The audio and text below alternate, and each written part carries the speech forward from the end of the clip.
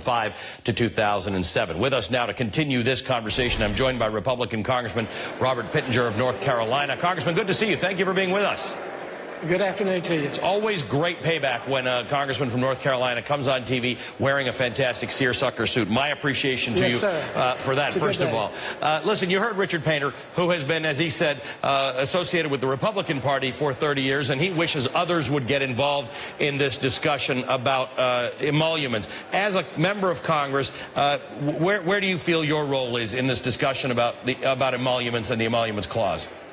Well, we all want the facts, but what we realize in the climate we're in today, it's the flavor of the day. This is the new assertion about Donald Trump today. And there'll be another one tomorrow, another one the next week. This is an ongoing rollout, what we'll anticipate seeing trying to attack the president. Richard seems to be a wonderful attorney. I'm sure he could do just as good a job if he was representing the president of the United States. So I've had attorneys through the years, many business deals. I haven't had one attorney said, I wish you would come to me first.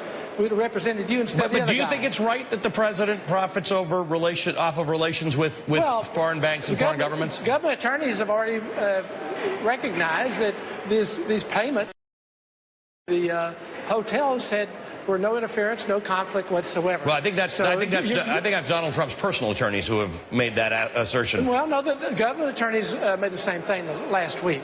So looked at two similar cases. So I think we need to pull back and realize what's taking place here.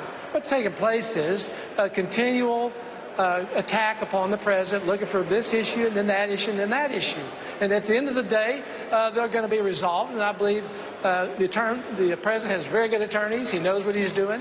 He's followed the right course. So you're not troubled by it? You're not troubled that the president of the United States, in the context... No more trouble than I am with all this stuff about Russia. I think that's what Richard was making the point about, right? He said, we do know that the president's associates have had relationships with Russia and haven't told the truth about it. So isn't that an area of concern? Does he know that? Tell me, really. I'll believe Mr. Mueller when Mr. Mueller says it. Right. Everything else is conjecture. Everything else so we know is it about opinion, Michael Flynn, for instance, right? Anonymous source, anonymous person. So really, this has all been in conjecture, and frankly, you've got to fill up a 24-hour news cycle. So I understand. But the Michael Flynn stuff's not conjecture. We know that he didn't fill out certain forms about certain contacts, right? That's not conjecture.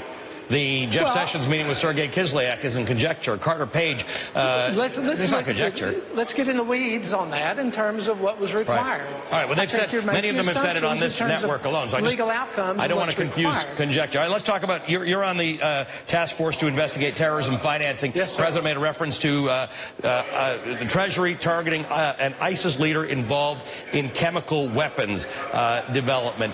This has been an area, generally speaking, under the previous administration as well, of great success. Treasury targeting sources of financing for terrorism. I think the president may have overstated the fact that we're going to destroy their financing and then we're going to basically end terrorism. It hasn't been that successful, but it's been pretty successful.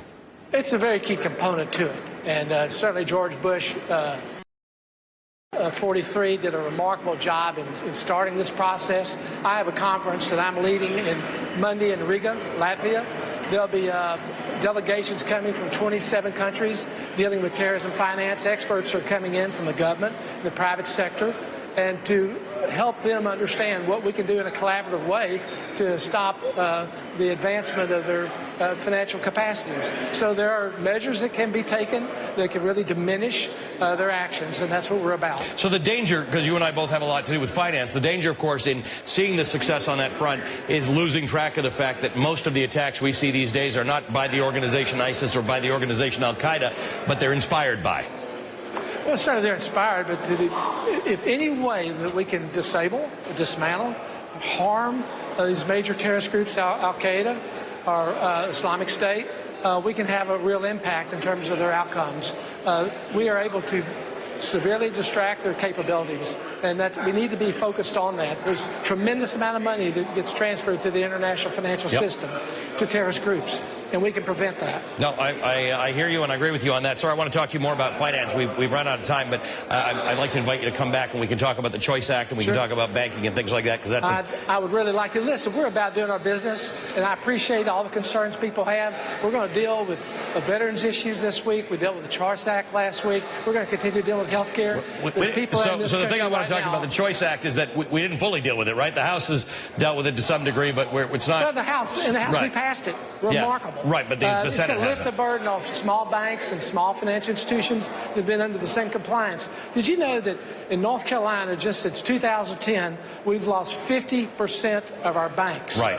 We've lost 3 more banks through consolidations because of compliance costs just in the last 60 days. Right. You're a major banking center down there. I mean, it's definitely going to hit Charlotte. It's going to hit New York and Jersey City too. The real parts are the ones who don't have the banks when we get rid of your small community banks. Okay, we're going to talk more about this, sir. Thank you for joining me today.